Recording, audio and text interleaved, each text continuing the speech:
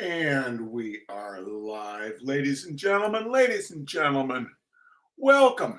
Welcome to Benchley Night. It is, what is it? Is it the 11th? Yeah, the 11th of June. How'd that happen? Anyway, it's great that you're here, all zero of you. It's a good number, good round number. Oh, someone's here. Okay, we're starting to get the likes and all that. Well, welcome. And today we had a service up at the Rockingham Meeting House for my friend Ray Massucco, who's crossed over the Rainbow Bridge, as it were. Ray was the town lawyer, town music promoter, uh, town moderator. Very, very involved in stuff in the town. His dad was a dentist. So the reading tonight is about dentistry. That was about the one connection that I came up with. But Ray also every time the blood drive came through, Ray would donate blood, and he must have donated hundreds of gallons over the course of his life. And so today's liberal snowplowing do-gooder beneficiary is the American Red Cross. And as some of you saw, I couldn't get it to come up as an approved charity on the Facebook fundraiser thing. So instead, Rockingham Entertainment Development is the charity collecting money, and I will write a check to the American Red Cross. And we've raised $310, and that ain't hay, ladies and gentlemen. That ain't hay. So I thank you all so much, and we have a few people to thank. Right here today, starting off with the wonderful Sherry Michelson, the great Rick Gavatsky, our friend over there in Grafton, haven't seen her for a spell, our friend Nora Lee Hall. Oh, the wonderful Tony Hewlett. Thank you, Tony. Out there in Fulton, Missouri. Keeping the sheep in line. The wonderful Carol Fulkerson.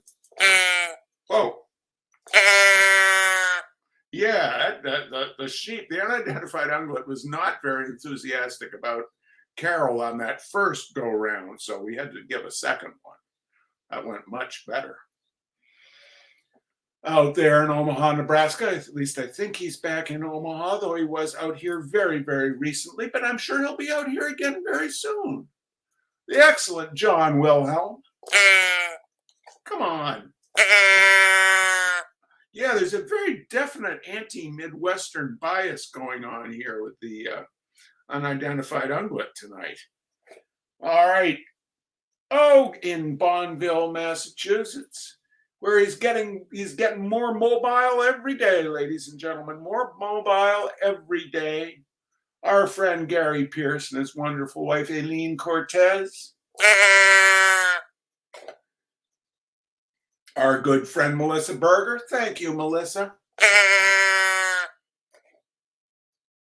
Out there in Saxon's River, Vermont. She'll be picking up Mr. John Langford at the airport on Wednesday as Mr. Langford comes to Bellows Falls to talk about the events surrounding the miners' strikes in Wales and Great Britain in the 80s. And the fights with the Thatcher government that led to the circumstances in the movie Pride, which will be showing on Wednesday night. And if you're not doing anything on Wednesday, ladies and gentlemen, make your way to Bellows Falls at 5:30 p.m. at the Flatiron Exchange or the Flatiron Co-op to see Mr. Langford. And then at 7 o'clock to the Opera House for the showing of Pride. The Langford event is free. The showing of Pride is a whopping $6. But please be there, because we know that Ms. Martha Rowley will be there. Thank you, Martha Rowley. Our good friend and wonderful artist, Miss Catherine Fisher. And Terry takes a trip. Terry's always taking a trip. But Terry takes a trip. She, I think, is now in Bruges on her peripatetic wanderings, as shown in her Facebook page. Terry takes a trip. Miss Terry Hudson. And I also want to say Miss Terry Hudson went out of her way to contribute to bring Mr. Langford to Bellows Falls, and we appreciate that, Terry. You sent us a little check in February, I think it was, and that has not gone unnoticed. We so appreciate it. And lastly, out there in Pittsburgh, Pennsylvania, ladies and gentlemen, out there in Pittsburgh, Pennsylvania, where, oh my goodness, the bridges are high, the mountains are high, but no one is as high, but not drug-induced high. No one is as tall. No one is as tall as my very, very, very tall cousin, Mr. Nat Hunter, and his wonderful wife, Elise, and their little wee dog, Ginger. Thank you all so much. Thank you for contributing to the American Red Cross. Ray would be very, very pleased. Ray Massucco, good man, ladies and gentlemen. It was lovely. Mary Gaucher came up from Nashville. Roger Marin came down from Ontario. Jim Carroll came from Texas. Not Jim Carroll, people who died. Jim Carroll, he died. But Jim Carroll, the music supporter.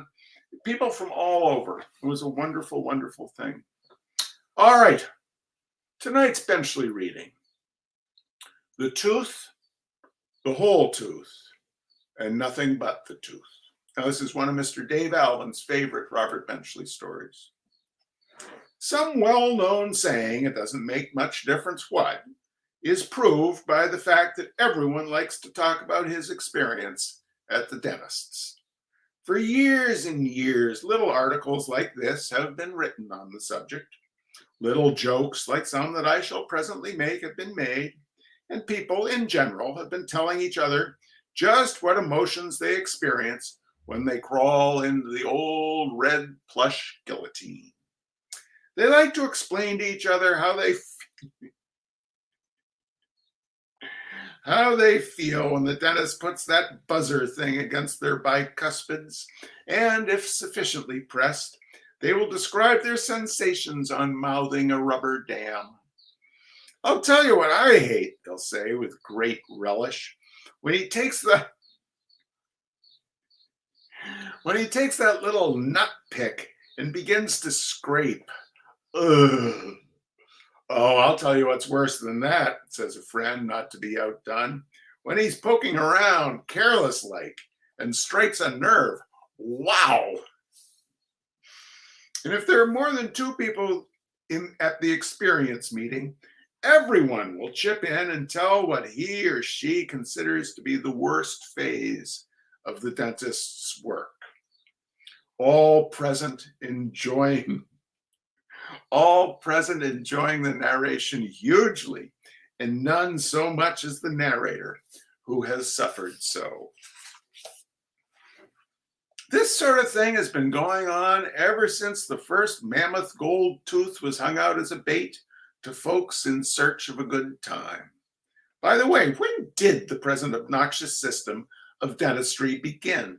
It can't be so very long ago that the electric auger was invented. And where would dentistry be without an electric auger?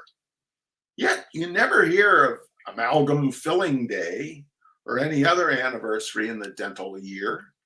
There must be a conspiracy of silence on the part of the trade to keep hidden the names of the men who are responsible for all of this. However many years it may be that dentists have been plying their trade, in all that time, people have never tired about talking about their teeth. This is probably due to the inscrutable workings of nature, who is always supplying new teeth to talk about. As a matter of fact, the actual time and suffering in the chair is only a fraction of the gross expenditure connected with the affair. The preliminary period, about which nobody talks, is much the worse. This dates from the discovery of the wayward tooth and extends to the moment when the dentist places his foot on the automatic hoist, which jacks you up into range. Giving gas for tooth extraction is all very humane in its way, but the time for anesthesia is when the patient first decides that he must go to the dentist. From then on, until the excavation is started, that should be shrouded in oblivion.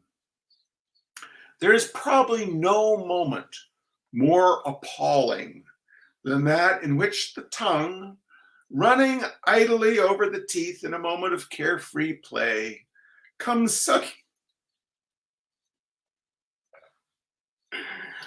suddenly upon the ragged edge of a space from which the old familiar filling has disappeared.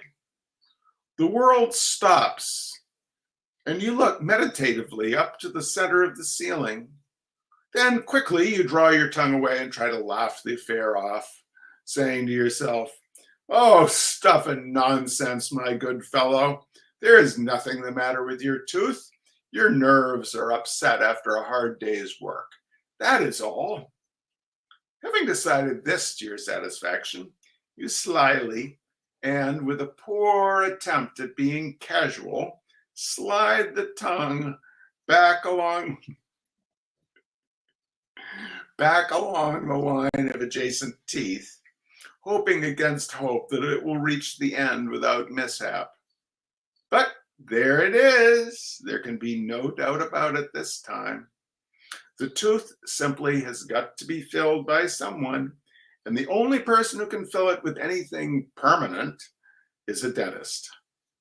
You wonder if you might not be able to patch it up yourself for the time being, a year or so perhaps, with a little spruce gum and a coating of new skin. It's fairly far back and wouldn't have to be a very sightly job.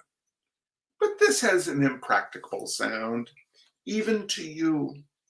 You might want to eat some peanut brittle. You never can tell when someone just might offer you some peanut brittle these days. And the new skin, well, serviceable enough in the case of cream soups and custards, couldn't be expected to stand up under heavy crunching. So you admit that since the thing has got to be filled, it might as well be a dentist who does the filling. This much decided, all that is necessary to do is call him up and make an appointment. Let us say that this resolve is made on Tuesday. That afternoon, you start to look up the dentist number in the telephone book. A great wave of relief sweeps over you when you discover that it isn't there. How can you be expected to make an appointment with a man who hasn't got a telephone? And how can you have a tooth filled without making an appointment? The whole thing is impossible, and that is all there is to it. God knows you did your best. On Wednesday, there's a slightly more insistent twinge owing to bad management of a sip of ice water. You decide that you simply must get in touch with that dentist when you get back from lunch. But you know how things are. First one thing and then another comes up, and a man came in from Providence who had to be shown around the office, and by the time you had a minute to yourself, it was 5 o'clock. And anyway, the tooth didn't bother you again. You wouldn't be surprised if, by being careful, you can get along with it as it is until the end of the week, when you'll have more time. Man has to think of his business after all, and what's a little personal discomfort in the shape of an unfilled tooth to the satisfaction of work well done at the office? By Saturday morning, you're fairly reconciled to going ahead, but it's only a half day, and probably he has no appointments left anyway. Monday is really the time to do this. You can begin the week afresh. After all, Monday is really the logical day to start in going to the dentist. Bright and early Monday morning, you make another try at the telephone book and find, to your horror, that sometime between now and last Tuesday, the dentist's name and number have been inserted into the directory. There it is. There's no getting around it. Burgess, Joseph Kendall, DDS, Cortland 2654. There's really nothing left to do but to call him up. Fortunately, the line is busy, which gives you a perfectly good excuse for putting it over until Tuesday. But on Tuesday, luck is against you and you get a clear connection with the doctor himself. An appointment is arranged for Thursday afternoon at 3:30. Thursday afternoon, and here it is, only Tuesday morning. Almost anything may happen between now and then. We might declare war on Mexico, and off you'd have to go, dentist appointment or no dentist appointment. Surely a man couldn't let a date to have a tooth filled stand in the way of his doing his duty to his country. Or the social revolution might start on Wednesday, and by Thursday the whole town might be in ashes. You can picture yourself standing Thursday afternoon at 3:30 on the ruins of City Hall, fighting off marauding bands of Reds and saying to yourself with a sigh of relief, only to think that this time I was to have been sitting in the dentist chair. You never can tell when your luck will turn in a thing like that. But Wednesday goes by and nothing happens. And Thursday morning dawns without even a word from the dentist saying that he's been called suddenly out of town to lecture before the Incisor Club. Apparently, everything is working against you. By this time, your tongue has taken up a permanent resting place in the vacant tooth and is causing you to talk indistinctly and incoherently. Somehow you feel that if the dentist opens your mouth and finds the tip of your tongue in the tooth, he'll be deceived and he will go away without doing anything. The only thing left is for you to call him up and say that you've just killed a man and are being arrested and you can't possibly keep this appointment. But any dentist is going to see through that. He would laugh right into the transmitter at you. There's probably no excuse which would be possible to invent which a dentist has not already heard 80 or 90 times. No, you might as well see the thing through now. Luncheon is a ghastly rite. The whole left side of your jaw has suddenly developed an acute sensitiveness, and this disaffection is spread to the 4 teeth on either side of the original one. You doubt it'll be possible for him to touch it at all. Perhaps all he intends to do this time is to look at it anyway. You might even suggest that to him. You could very easily come in again soon and have him do the actual work. 3:30 draws near. A horrible time of day at best, just when a man's vitality is lowest. Before stepping in out of the sunlight into the building in which the dental parlor is, you take one look about you at the happy people scurrying by in the street, carefree children that they are. What do they know of life? Probably that man in the silly-looking hat has never had trouble with so much as his baby teeth. There they go, pushing, jostling each other, just as if within 10 feet of them there was not a man who stands on the brink of the great misadventure. Ah, well, life is like that. Into the elevator. The last hope is gone. The door clangs, and you look hopelessly around you at the stupid faces of your fellow passengers. How can people be so clownish? Of course, there's always the chance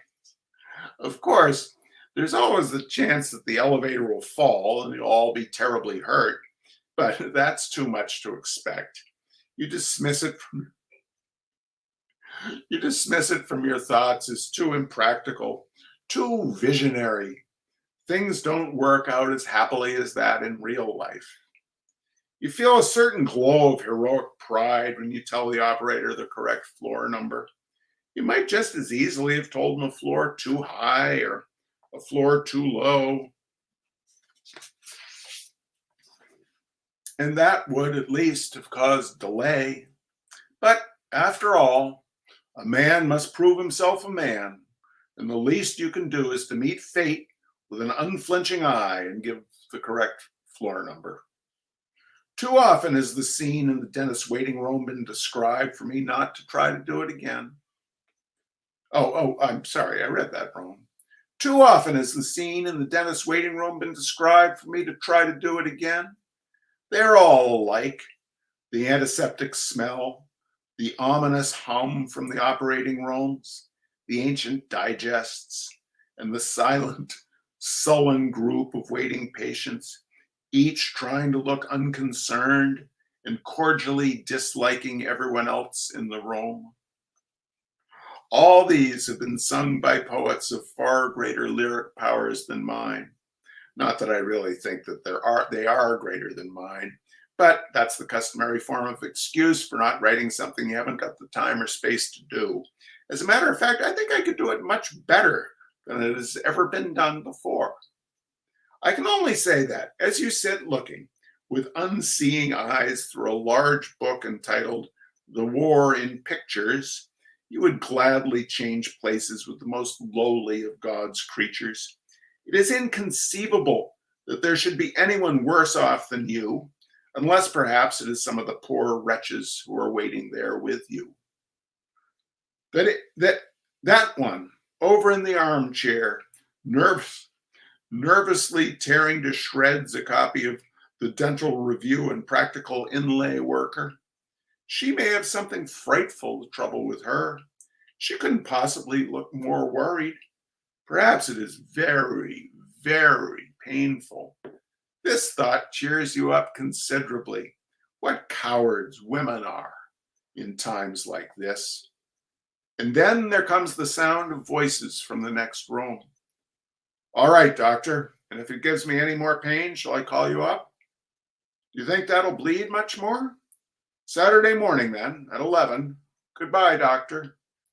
And a middle-aged woman emerges. All women are middle-aged when emerging from the dentist's office, looking as if she were playing the big emotional scene in John Ferguson. A wisp of hair waves dissolutely across her forehead between her eyes. Her face is pale, except for a slight inflammation at the corners of her mouth. And in her eyes is that faraway look of one who has been face to face with life. But she is through. She should care how she looks. The nurse appears and looks inquiringly at each one in the room. Each one in the room evades the nurse's glance in one last futile attempt to fool someone and get away without having to see the dentist. But she spots you and nods pleasantly. Oh God, how pleasantly she nods. There ought to be a law against people being as pleasant as that. The doctor will see you now, she says. The English language may hold a more disagreeable combination of words than the doctor will see you now. I'm willing to concede something to the phrase, have you anything to say before the current is turned on? That may be worse for the moment, but it doesn't last as long. For continued, unmitigating depression, I know nothing to equal the doctor will see you now. But I'm not narrow-minded about this. I'm willing to consider other possibilities.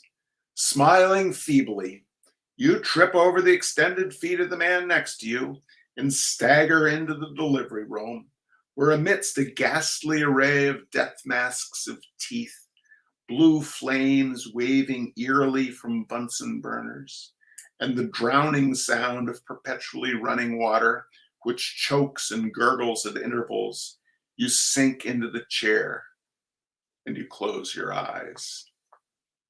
But now, let us consider the spiritual exaltation that comes when you are at last let down and turned loose. It is all over. And what did it amount to? Why, nothing at all. Ha ha ha ha ha. Nothing at all. You suddenly develop a particular friendship for the dentist. A splendid fellow, really. You ask him questions about his instruments. What does he use this for instance? Well, well, to think of a little thing like that making all that trouble. Ha ha ha ha ha. And the dentist family? How are they? Oh, isn't that fine? Gaily, you shake hands with him and straighten your tie. Forgotten is the fact that you have another appointment with him on Monday. There's no such thing as Monday. You are through. You are through for today, and all is right with the world. As you pass out through the waiting room, you leer at the others unpleasantly.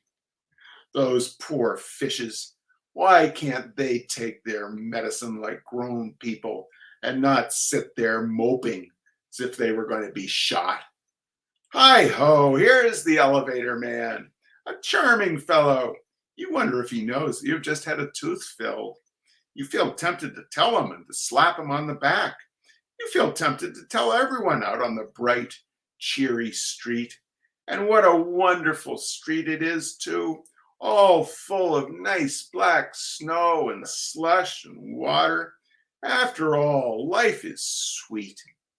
And then you go and find the first person whom you can accost without being arrested and explain to him just what it was that the dentist did to you and how you felt and what you have got to have done next time. Which brings us right back to where we were in the beginning, and perhaps accounts for everyone's liking to divulge their dental secrets to others. It may be a sort of hysterical relief for the time being. It is all over with. All right, ladies and gentlemen, all right. Thank you so much for joining us. Thank you so much. Now, next week, I will not be doing Benchley Night. I will be en route, I believe. I believe I'll be en route back from Cumberson, Maryland. Down there in Cumberson, I'm going to be judging a plein air painting event and driving back. And but after that, I will be back for a while, and we'll have another Benchley Night. And the next Benchley Night is going to raise money for Earl the Pig. I'll tell you all the story about Earl the Pig on that next Benchley Night. Earl the Pig, who only eats the ragu original. Only the ragu original. You'll hear about it at the next Benchley Night. Thanks so much for joining us. You take good care. Bye-bye.